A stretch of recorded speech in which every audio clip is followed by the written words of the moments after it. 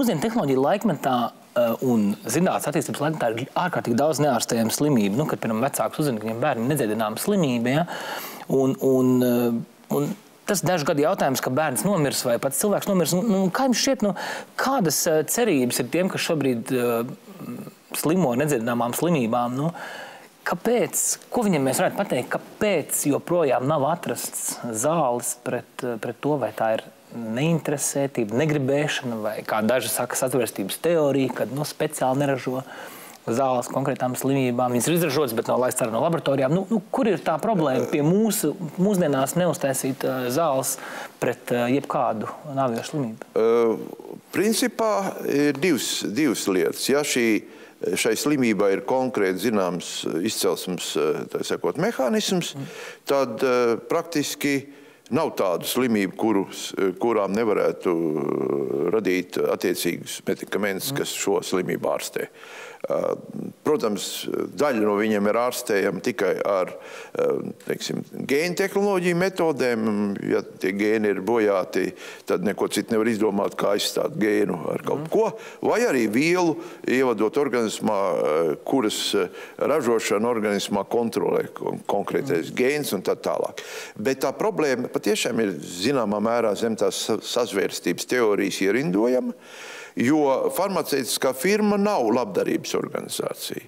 Viņas mērķis ir pelnīt naudu.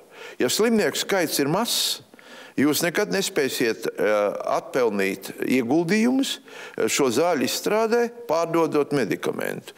Viņam tad ir jāmaksā tādu fantastisku naudu, ko neviens slimnieks samaksāt nespējas.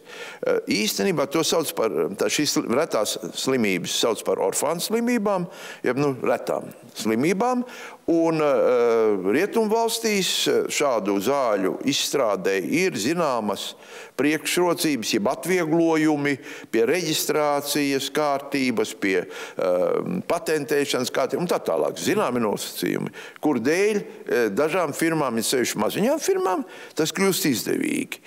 Latvijā tādu atvieglojumu nav nevienam, līdz ar to mēs neko nevaram orientēties uz to, kam nebūs milzīga noiet. Otra lieta ir slimības, kas ir nabadzīgo nāciju slimības.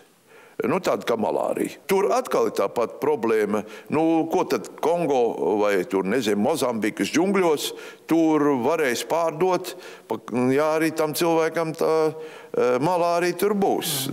Tad kaut kādu lētu, kaut arī maz efektīvu zāli varbūt, ka varēs. Varbūt, kad Vispasaules veselības organizācija arī būs ar mieru sekt vismaz daļa izmaksas. Ja?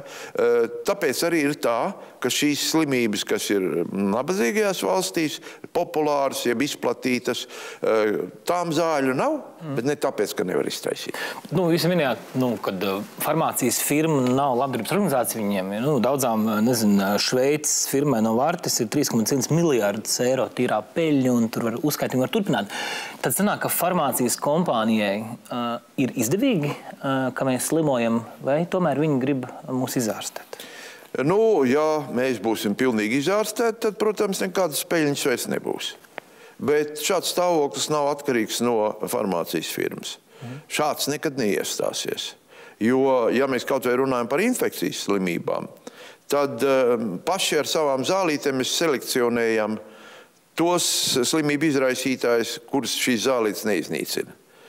Tāda selekcija. Ja? Te jūs atļaujat augt kaut kam, kas varbūt ir vēl kaitīgāks nekā tas, ko jūs apkarojāt. Un tāpēc arī šobrīd ir tā saucamā mikrobu nejūtība pret zālēm, to sauc par rezistenci, kuras dēļ tagad steidzami tiek veidotas programmas, kā pret tuberkulozi izraisītāju cīnīties, kā pret dažām, teiksim, stafilokoku izraisītām vai citu izraisītāju izsauktām slimībām cīnīties. Bet jau ir drusku pavēlu. Jo likās, ka ir penicilīns, ir cefalosporīna, jau mums viss ir kārtībā, tur vēl kādi hinolīni klāt un hinoloni un viss notiksies. Ja? Bet tā nav. Bet ir otra lieta, ir vēl tās slimības, kas ir civilizācijas slimības, kas saistīts ar dzīvesveidu maiņu, bet galvenais ar pārtikas maiņu un dzeramā ūdens maiņu. Un tās ir briesmīgas, jo mēs šīs sekas nekādu nevaram novērst, tāpēc, ka pārtikas ražotāju lobijs un viss pārējais ir tik spēcīgs. Tā ir milzīga industrija, kur ir gatavi jums pārdot, un to arī pārdod. Jūs varat tepat tās mūsu lielveikalos nopirkt skaistas želejas, kuras ražotas no minerālu mēsliem.